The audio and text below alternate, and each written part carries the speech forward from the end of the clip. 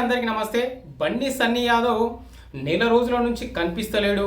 NIA వాళ్ళు arrest చేసి ఇంకా సీక్రెట్గా ఎంక్వైరీ చేస్తున్నారు అని చెప్పేసి ప్రచారం అయితే జరిగింది జోరుగా.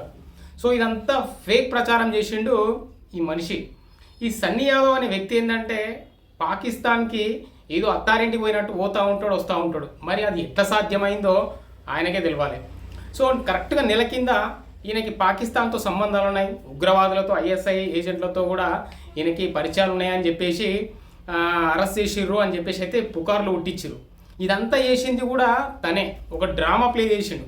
నెల రోజుల పాటు కనిపించకుండా అబుదాబిలో, దుబాయ్లో దాక్కున్నాడు. సో జనాలంతా అటెన్షన్ జరగాలి, తన గురించి డిస్కషన్లు రావాలి అన్నట్టుగా క్రియేట్ చేసినట్టు తెలుస్తుంది. సో నిన్న సీన్ కట్ చేస్తే ఏమైందంటే, నిన్న సింహాచలంలో ప్రత్యక్షమై నేనొచ్చేసా అని అయితే అన్నాడు. షాక్ అసలు అందరూ. అరే ఎన్ఐఏ వాళ్ళు అరెస్ట్ చేసిరని చెప్పుకుంటారు కదా, ఏంది మనోడు అట్టెట్లో వచ్చిండు అని చెప్పేసి అయితే అందరూ షాక్ అవుతారు. అంటే సోషల్ మీడియాలో, మెయిన్ స్ట్రీమ్ మీడియాలలో కూడా వార్తలు వచ్చినాయి. అది అరెస్ట్ చేసిర్రా లేదనేది క్లారిటీ లేదు. వాళ్ళ నాన్న కూడా సెంటిమెంట్ డైలాగులు పెట్టిండు. లేదు దీని మీద కోర్టుకు పోతాం, అది పోతాం, ఏదేదో మాట్లాడిండు. కానీ ఈ వ్యక్తి ఏంటంటే ఎంతసేపు అటెన్షన్ కోసం జనాలు నా గురించి డిస్కషన్లు వేయాలి అన్నట్టుగా అయితే బిహేవ్ చేస్తూనే ఉంటాడు ఈ సన్నీ యాదవ్ అనే వ్యక్తి. సో ఇతను పాకిస్తాన్కి, అంటే లాస్ట్ ఇయర్ ఒకసారి కూడా పాకిస్తాన్కి పోయిండు. అక్కడ జకీర్ నాయక్ అనే ఒక ఉగ్రవాది, అంటే మన దేశం నుంచి అసలు బైకాట్ చేసినాం అన్నట్టు ఆ వ్యక్తిని. అతను వచ్చిండంటే జైలు వేస్తారు అన్నట్టు ఇంకా మన ఇండియన్ ప్రెసిడెంట్ వచ్చేసి. సో ఇతను 2017లోనే 2016లో టైంలో రెచ్చగొట్టే ప్రసంగాలు చేసినట్టు ముస్లింలకి హిందువులకి మధ్య, హిందువుల గురించి తక్కువ చేసి మాట్లాడుతూ ముస్లిమ్స్లని వాళ్ళు ఇంకా మతం దానికి సంబంధించి ఇంకా వాళ్ళని ఉగ్రవాదులుగా తయారు చేసే శిక్షణ ఇట్లాంటివి చేస్తున్నాడని చెప్పేసి తరిమి కొట్టిరు. పారిపోయాడు. అరెస్ట్ వారెంట్ జారీ అయ్యానే పారిపోయాడు. సింగపూర్లో ఉన్నాడు. అక్కడ నుంచి ఆఫ్ఘనిస్తాన్, పాకిస్తాన్ తిరుగుతూ ఇట్లాంటి ప్రసంగాలు చేస్తూ ఉంటాడు. ఆ ప్రసంగంలో వీడు ఈ బన్నీ సన్నీ యాదవ్ ఆ ప్రసంగంలో ఒక ఇండియన్ నుంచి నేను వచ్చినా, మరి ఏంది మన మా హిందువుని నేను, హిందూ ధర్మంలో యోగా ఉంది, గ్రంథాస్ ఉన్నాయి, వీటి ద్వారా చాలా నాలెడ్జ్ వచ్చింది, మరి ఖురాన్లో ఏముంది అని అడుగుతాడు. ఆయన ఖురాన్ గురించి ఆ జకీర్ నాయక్ మాట్లాడుతూ, అంటే ఖురాన్లో ప్రతి ఒక్కరు 5 సార్లు నమాజ్ చేస్తారు, అంత నిష్టగా ఉంటారు. యోగా అసలు ఎవరైనా చేస్తున్నారా? ఇప్పుడు మరి 120 కోట్ల మంది జనాభా ఉన్నారు, వాళ్ళు ఎవరైనా చేస్తున్నారా అని చెప్పేసి ఇట్లాంటి పిచ్చి క్వశ్చన్లు అయితే అడిగారు. అంటే డౌన్ చేయడానికి, హిందూ ధర్మాన్ని డౌన్ చేయడానికి ఈడు ఇక్కడ నుంచి అక్కడ వరకు పోయాడు. ఈడికి వాళ్ళకి ఏం సంబంధం? మరి వీడు ఏమైనా డబ్బులు ఏమన్నా తీసుకున్నాడు వాళ్ళ దగ్గర అనేది ఎంక్వైరీ, ఓ డౌట్ అయితే వచ్చింది అందరికీ, నిజంగానే సంబంధాలు ఉన్నట్టున్నాయి అని చెప్పేసి. కానీ తీరా చూస్తే మరి సడన్గా నిన్న ప్రత్యక్షమై షాక్కి గురి చేసిన అందరినీ.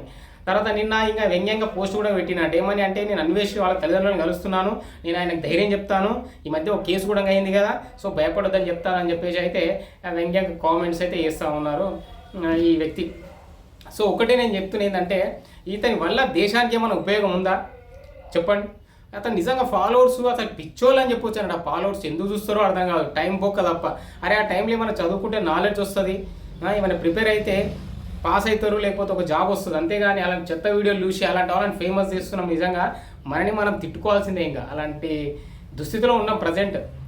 బెట్టింగ్ యాప్లను ప్రమోట్ చేసి ఎంతోమంది యువతను నాశనం చేసిండు, ఎంతోమంది చచ్చిపోయేటట్టు చేసిండు. అసలు బిల్డింగ్ కడుతున్నట్ట ఊర్లో, ఎక్కడికి వెళ్ళి వచ్చినాయి పైసా అంతా? ఎవడు అడగడు ఇవన్నీ. సో ఇంకా అడిగేవాడికి ఏంటంటే టార్గెట్ చేస్తారన్నట్టు. ఇంకా సో చూడండి, అసలు హిందూ ధర్మాన్ని హేళన చేయడానికి కదా నువ్వు పాకిస్తాన్ పోయి జకీర్ నాయక్ మీటింగ్లో ప్రసంగం ఇచ్చినావు. అంత ఈజీనా ప్రసంగం ఇవ్వడం? ఆడపోయి ఒక హిందూగా పోయి ప్రసంగం ఇస్తాడా పాకిస్తాన్లో ఎవడన్నా? అది ఇవ్వడు కూడా ఆలోచిస్తలేడే. ఎంతసేపు ఈయన నిజంగా పాకిస్తాన్తో ఉగ్రవాద సంబంధాలు ఉంటేనే తప్పు, లేకపోతే లేదు అని అంటాడు ఆ రవి బ్లాగర్ అని చెప్పేసి. అది తిక్కూడా. ఇతన్ని సపోర్ట్ చేసేటోళ్ళని ముందు వాళ్ళని అన్నాలి అసలు ఫస్ట్. ఇలాంటి ఓడిని ఒక హిందువుగా పుట్టి నువ్వు వేరే వాళ్ళ మతంలో, వేరే వాళ్ళ దేశం పోయి మన మతాన్ని తక్కువ చేసి మాట్లాడినప్పుడే నువ్వు తన్నాల్సింది అసలు జనాలు కూడా. కానీ ఏమో మరి ఇంకా నిజంగా వాళ్ళకైతే చీమునెత్తులు లేకుండొచ్చు. సో అట్లా ఈయన వేసేటివన్నీ ఇట్లనే ఉంటాయి.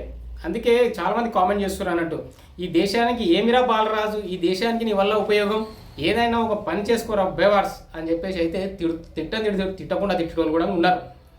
సో ఇది అసలు నేను సడన్గా షాక్ అయినా, ఏంటి నిజంగా ఎన్ఐ అరెస్ట్ చేసిందేమో మరి, ఎందుకంటే అక్కడ వీడియోలు దొరికినాయి, పాకిస్తాన్ పోయినట్టుగా బ్లాగర్స్ అవన్నీ వీడియోలు తీసి వాళ్ళకి ఇన్ఫర్మేషన్ లీక్ చేస్తారు, దానివల్ల అరెస్ట్ చేసినాం నేను అనుకున్నా, అందరు అట్లే అనుకున్నారు. కానీ సడన్గా నిన్న అసలు విషయం తెలిసింది అన్నట్టు.